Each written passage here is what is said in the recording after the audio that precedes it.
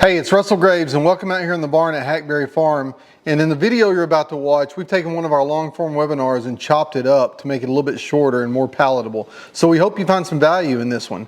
In the meantime, stay with us all the way to the end. I got a special gift for you. Let's get started.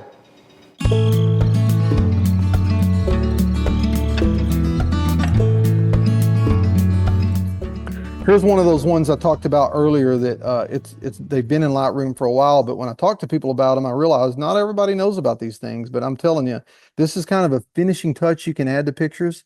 I think really does add a little punch to it, and they're color profiles.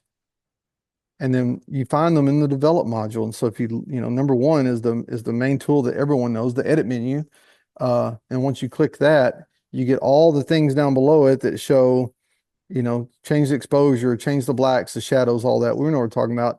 But right below in the edit menu, you'll see profile, and then you can change that color profile. It doesn't necessarily change your picture drastically, but this is always a good last step. Once you've done your own color corrections and it looks good to you and you're ready to export, I always kind of run it by one of these color profiles and see what it looks like in the end. My favorites, I've got two favorites that I use a lot, Adobe Landscape, and I use them on landscapes, and then Adobe Vivid. So usually Vivid I use for everything but non-landscapes. Sometimes Adobe Vivid is a little much, I'm going to be honest with you, but you can judge that on your own.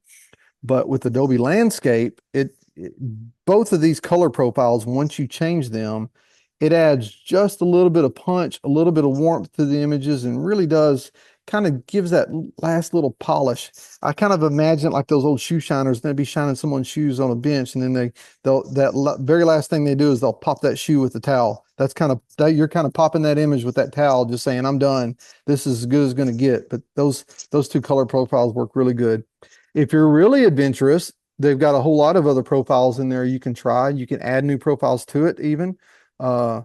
It just, again, to kind of do that last little finishing touch, it's how when I'm looking at pictures in black and white, and I've been increasingly doing more pictures in black and white because it's one of those, I don't naturally see the world in black and white, but there's some subjects I've been doing here lately that look really good in black and white, and that's just, I'll make the change in the profile, and just one click, it does it, and it's, again, saves a lot of time and does a lot of the heavy lifting and a lot of the thinking that I don't end up having to do in the end. So I would encourage you, check out those profiles when you get a chance. That picture right there, Caddo Lake, it was mostly like that was about 98% of how the swamps look when we were there back in November.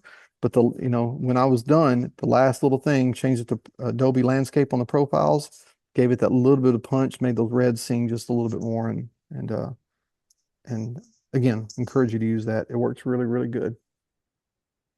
If you like what you watched and heard today, be sure to like and subscribe our videos. It really does help us out a lot. And if you want your set of free nature photography cheat sheets, head on over to hackberryfarm.com, put in your email address, and those cheat sheets will be delivered directly to your inbox. Thanks a lot.